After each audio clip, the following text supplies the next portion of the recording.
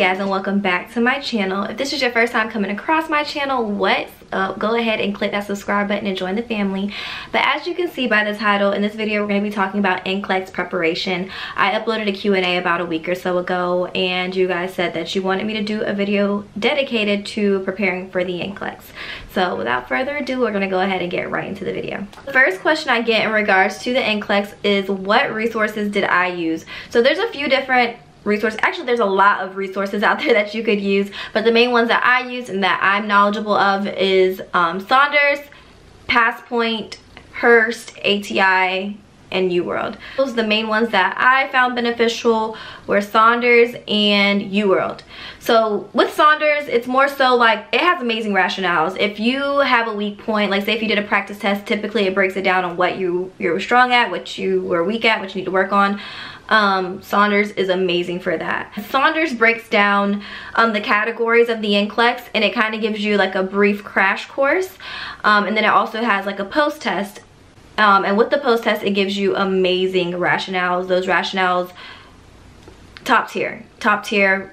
I can definitely say that from knowledge wise, Saunders will definitely give you what you need to know. UWorld more so is just like very challenging questions that take that knowledge that you learned and kind of like ask it in ways that you didn't think of, or it puts things in a standpoint of like how you would use it in practice. And they just have amazing practice questions. The way it's set up, it looks exactly like NCLEX, like the colors, the options, all that good stuff. So I would definitely recommend UWorld and Saunders. I will have the links listed down below, because they'll be on like my Amazon storefront, so you guys can go ahead and purchase it if you guys are about to take your NCLEX, because when I tell you, girl, it is a necessity. Tell you, out of all the resources that I came across while in nursing school, those two are, they're a must-have, honestly. But the next question that I always get is when should you start studying? So I would say a month. Give yourself a month. You don't want to give yourself too short of a time where you're freaking out, and you don't want to give yourself too long of time because, you know, you lose the knowledge, you know. So I would say about a month. Now, when I was still in school, finishing up like my last semester, I was doing practice questions and stuff like that, and that's where I would dabble in my Saunders, my Saunders and my PassPoint. I would do questions on there, plus UWorld here and there.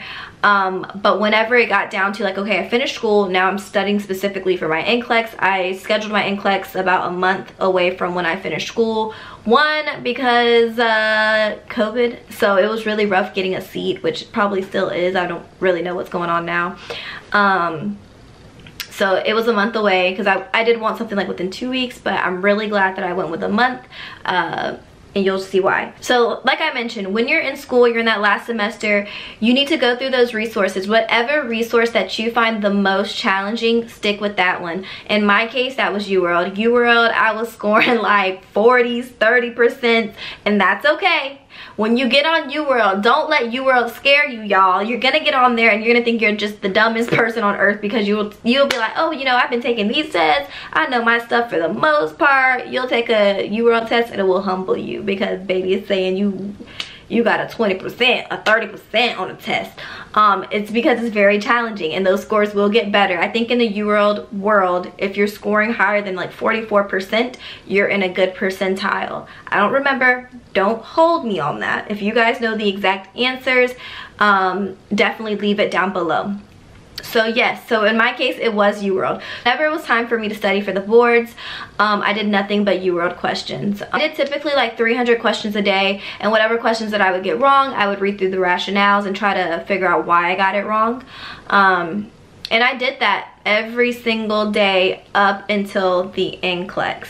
Doing 200 questions a day, I finished my bank, like the bank of questions that UWorld provides you with, before it was time to take my test. So then that allowed me to go back and start retaking my test. Like, that allowed me to go back, because whatever questions you get wrong, it puts it into like a little bank that it says incorrect, and you can take tests on those. So mind you, when I'm taking these tests, whatever I get wrong, I do go back and I read through the rationale to understand why. You know, I don't go back on those, whatever, I continue.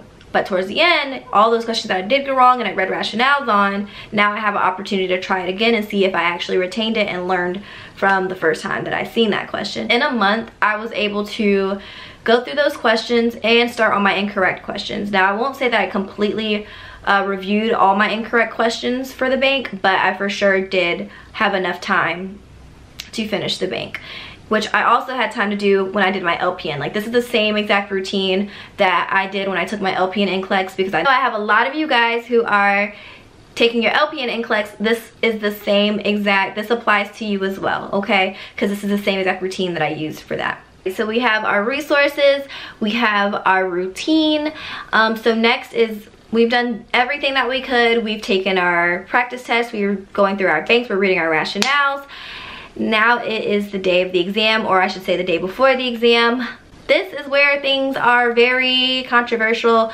Some people say just rest the day before, which I agree, but I'm very high strung as well, so it's hard for me just to rest. So I did take one practice exam, and I think I made that like 100 questions or so. Took it, read my rationales, and left it at that. After I took my practice test, I went and got my nails and toes done, and I relaxed for the rest of the evening. You don't want to try to like overthink everything, because your brain is your worst enemy. And say if you keep taking questions, you're like, oh my gosh, I'm getting them all wrong, I'm gonna fail tomorrow, then that's just bringing bad juju. You know, you've prepared, you've done what you need to do, be confident, and let it be. So, you know, I can't sound hypocritical because I did take a practice test each time before my NCLEX, but that's just, you know, just to seal it off in a good note. Wasn't the 300 questions, we just gonna do one test and leave it at that, okay? Alrighty, so it is the day of the exam, y'all. We made it, we're here, it is time to do this. All our hard work is being put to the test. First tip when you're at the testing site is to wear comfy clothes. You don't want anything restricting, you don't want nothing that you have to keep adjusting, because you're gonna be thinking really hard. And I have really bad test anxiety. If you're anything like me, like say if I'm wearing this shirt, this would never, I would never take my NCLEX in this stretchy shirt, because at the same time it's so constricting and it would just feel 100 times tighter, and I would just be doing the most. Also, piggybacking off of test anxiety is I recommend, if you wear contacts, wear your glasses that day. When I was back taking my progression exam, I had really bad test anxiety to the point where it was very debilitating. I was wanting to take my contacts out, the screen was blurry, I was clammy, tons of stuff. So I knew I didn't want to have none of that in my factor, so I wore my glasses, because apparently whenever I take a test, my contacts are suddenly just the driest they have ever been and I can't see. So I wore my glasses.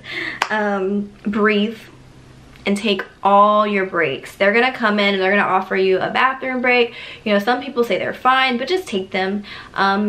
Just take your breather, you have the time.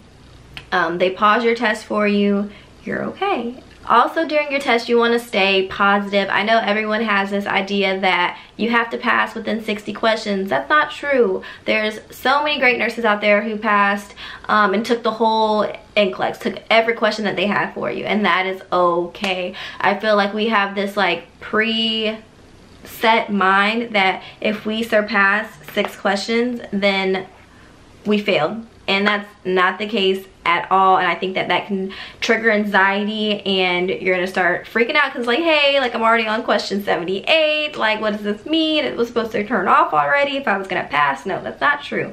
I did not pass my NCLEX in 60 questions for my RN. Now for my LPN, I did get like the minimum questions, and then it cut off on me and I passed, which is great. But for my RN, I did not pass in the 60 questions, and that's great too, because I'm still a nurse, I still finished, you know? I'm not gonna lie, when I was taking my NCLEX and I was continuously getting questions, I felt myself shutting down, I felt myself getting anxious.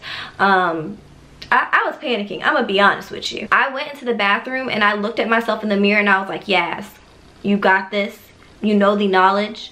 The fact that they're still giving you questions is because you're right there. It's trying to decide if you're able to, you know, step into this RN role at this moment. You know, don't beat yourself up because it didn't turn off at 60 questions. You're right there.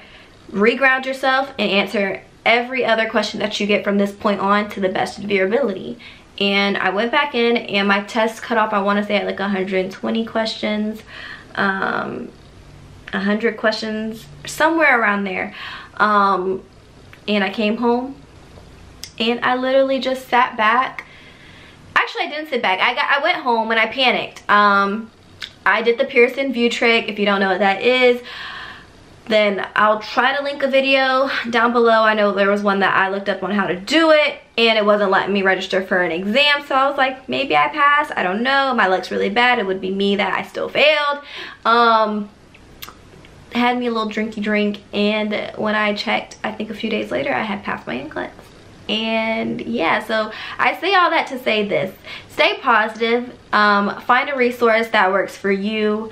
Forget that whole 60 questions gotta cut off on me, or how to pass the NCLEX in 60 questions. I hate that so bad. And perfection isn't real when you're going towards something that you want. I'm sorry, it's the truth. That's why I leave this video at just how to pass your NCLEX. You know, how to do what you gotta do so you can pass that NCLEX. Not within 60 questions, not within 100 questions, not within the whole bank. Just pass your NCLEX, okay? And if you don't, we gonna do it again. We gonna rock it. Because if y'all are familiar with my channel, you know that I definitely did not have a straight shot with this nursing thing. I failed my school's progression exam 4 times. I had to retake 2 courses, so basically a whole semester, and I'm here, but I'm finished and I'm able to share my knowledge with you guys.